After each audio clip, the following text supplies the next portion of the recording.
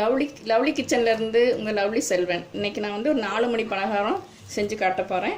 அதுக்கு வந்து இந்த டம்ளரில் 2 டம்ளர் பச்சரிசியும் 1 டம்ளர் உளுந்து எடுத்து அரை மணி நேரம் ஊற வச்சுருக்கேன். இப்போ அதை எப்படி செய்யலான்னு காட்டுறேன். அரைச்சிட்டு வந்துட்டு சொல்கிறேன். பாருங்கள், மாவு அரைச்சிட்டு வந்துட்டேன். இதுக்கு தேவையான பொருட்கள் வந்து ஒரு பெரிய வெங்காயம் சின்னதாக வெட்டி வச்சுருக்கேன், கருவேப்பிலை, மல்லி இலை, இது பச்சை மிளகாய், தேவையான அளவு உப்பு. இதை போட்டு பிசைஞ்சுக்கிறலாம். இப்போ பிசைஞ்சிட்டு செய்யலாம். மாவில் வெங்காயம், பச்சை மிளகாய், கருவேப்பிலை எல்லாமே போட்டு உப்பு எல்லாமே போட்டு கலக்கிட்டோம். மாவு வந்து நீங்கள் கிரைண்டரில் அரைச்சிங்கன்னா நல்லாயிருக்கும், கெட்டியாக. மிக்சியில் அரைச்சிங்கன்னா லூஸாக இருக்கும். ஆனால் கொஞ்சம் அரிசி மாவு சேர்த்துக்கலாம் அப்படி லூஸாக இருந்துச்சுன்னா. இப்போ பாருங்கள், எண்ணெய் வச்சுருக்கேன். எண்ணெய் கொதிச்சோன்னா அந்த எண்ணெயில் போட்டு பொரிச்சு எடுத்துக்கலாம். பாருங்கள், எண்ணெய் காய வச்சுருக்கேன். இப்போ பாருங்கள், இது இப்படி எடுத்து போட்டுக்கலாம். கொஞ்சம் கொஞ்சமாக போட்டு நல்லா 2 பக்கமும் கொஞ்சம் செவக்க வெந்த உடனே எடுத்துக்கலாம்.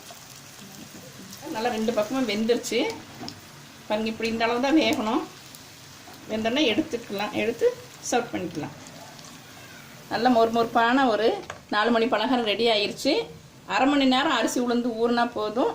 வெங்காயம், பச்சை மிளகாய் அரைஞ்சி வச்சிட்டோம்னா டக்குன்னு 10 நிமிஷத்தில் செஞ்சிடலாம். இது உங்களுக்கு பிடிச்சிருந்துச்சுன்னா லைக் பண்ணுங்கள், ஷேர் பண்ணுங்கள், சப்ஸ்கிரைப் பண்ணுங்கள், மறக்காமல் பெல் பட்டன் அமுத்துங்க. தேங்க்யூ.